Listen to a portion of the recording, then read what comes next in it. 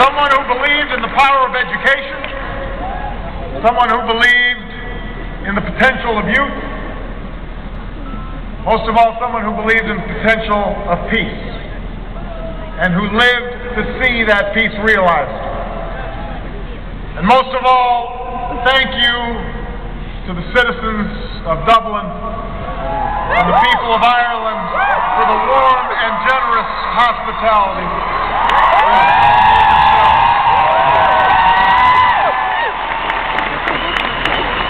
It certainly feels like 100,000 welcomes. We feel very much at home. I feel even more at home after that pint that I had. Feel even warmer. In return, let me offer the hearty greetings of tens of millions of Irish Americans who proudly trace their heritage to this small island. They say hello. Now, I knew that I had some roots across the Atlantic, but until recently I could not unequivocally claim that I was one of those Irish Americans. But now, if you believe the Corrigan brothers, there's no one more Irish than me.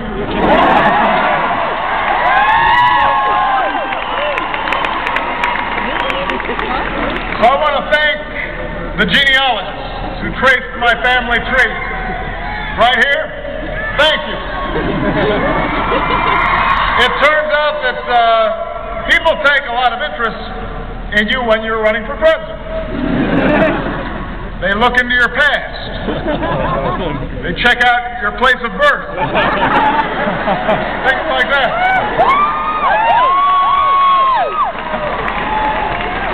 Now, I do wish somebody had provided me all this evidence earlier, because it would have come in handy back when I was first running in my hometown of Chicago. Because Chicago is the Irish capital of the Midwest. A city where it was once said you could stand on 79th Street and hear the brogue of every county in Ireland. So naturally, a politician like me craved a slot in the St. Patrick's Day parade. The problem was, not many people knew me or could even pronounce my name. I told them it was a Gaelic name. They didn't believe me. So one year, a few volunteers and I did make it into the parade, but we were literally the last marchers. After 2 hours, finally, it was our turn. And while we rode the route, we smiled and we waved. The city workers were right behind us cleaning up the garbage. It was a little depressing. But I'll bet those parade organizers are watching TV today and feeling kind of bad. This is a pretty good parade right here.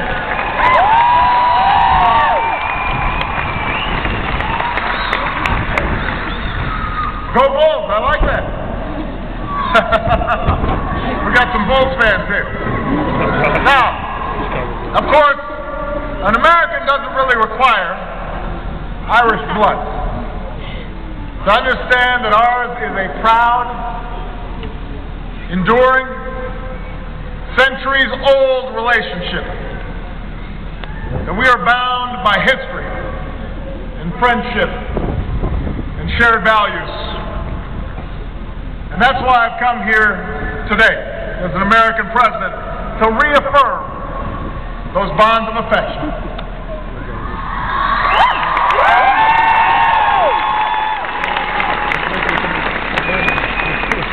Earlier today, Michelle and I visited Monegal, where we saw my ancestral home and dropped by the local pub. And we received a very warm welcome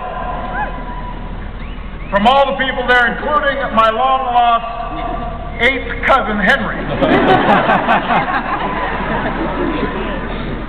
Henry now is affectionately known as Henry VIII. And it was remarkable to see the small town where a young shoemaker named Thomas Carter, my great-great-great-grandfather, my grandfather's grandfather, lived his early life. And I was shown the records from the parish recording his birth. And we saw the home where he lived. And he left during the Great Hunger, as so many Irish did, to seek a new life in the New World. He traveled by ship to New York, where he entered himself into the records as a laborer. He married an American girl from Ohio. They settled in the Midwest. They started a family. It's a familiar story, because it's one lived and cherished by Americans of all backgrounds. It's integral to our national identity. It's who we are, a nation of immigrants from all around the world. But standing there in Moneygall, I couldn't help but think how heartbreaking it must have been for that great-great-great-grandfather of mine and so many others to part, to watch Donegal coasts and Dingle cliffs recede, to leave what they knew in hopes that something better lay over the horizon. When people like Falmouth boarded those ships, they often did so with no family, no friends, no money, nothing to sustain their journey but faith. Faith in the Almighty. Faith in the idea of America. Faith that it was a place where you could be prosperous, you could be free, you could think and talk and worship as you please. A place where you could make it if you tried. And as they worked and struggled and sacrificed and sometimes experienced great discrimination to build that better life for the next generation, they passed on that faith to their children and to their children's children. An inheritance that their great-great-great-grandchildren like me still carry with them. We call it the American dream.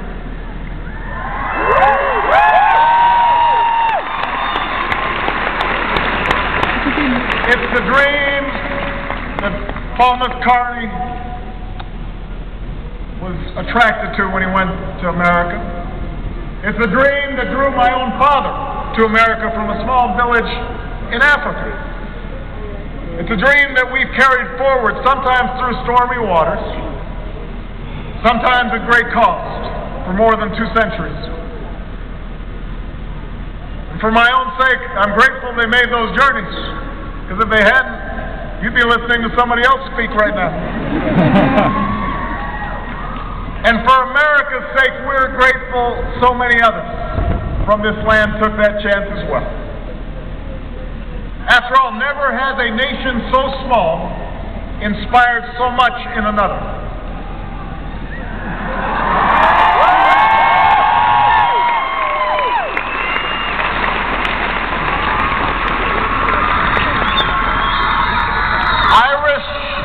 Irish signatures are on our founding documents.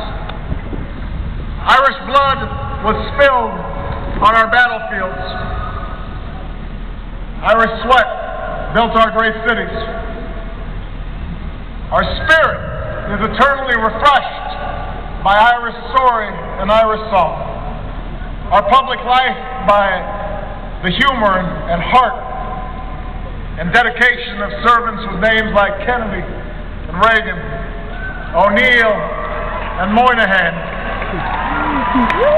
So you can say there's always been a little green behind the red, white, and blue.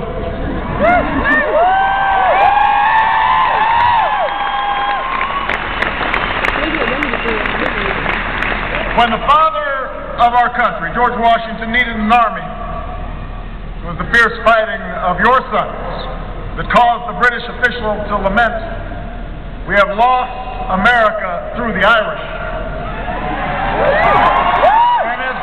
And as George Washington said himself, when our friendless standards were first unfurled, who were the strangers who first mustered around our staff?